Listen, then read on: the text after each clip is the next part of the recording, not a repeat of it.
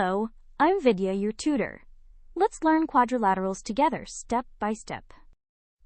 A quadrilateral is a four-sided figure. We'll find the sum of its angles, explore the parallelogram and its special forms, and prove the elegant midpoint theorem. Draw one diagonal and a quadrilateral splits into two triangles. Since each triangle's angles total 180, the four angles of any quadrilateral add up to 360 degrees. If three angles of a quadrilateral are 90, 80, and 100 degrees, the fourth is 360 minus their sum. 360 minus 270 gives 90 degrees. A parallelogram has both pairs of opposite sides parallel. From this follow several properties.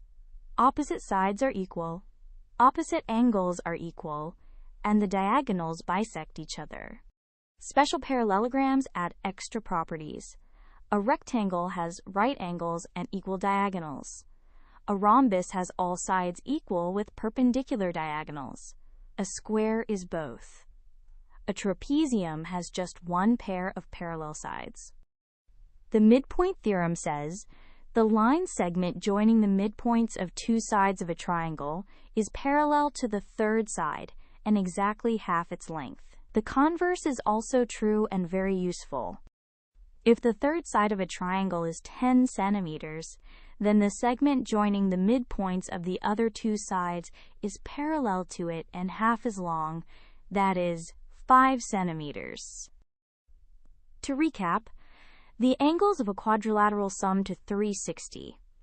A parallelogram has equal opposite sides and angles with diagonals that bisect each other, and the midpoint segment is parallel to and half the third side. Great job! Great work! Keep learning with Vidya and visit CBSETest.com for free lessons, worked examples, and practice tests.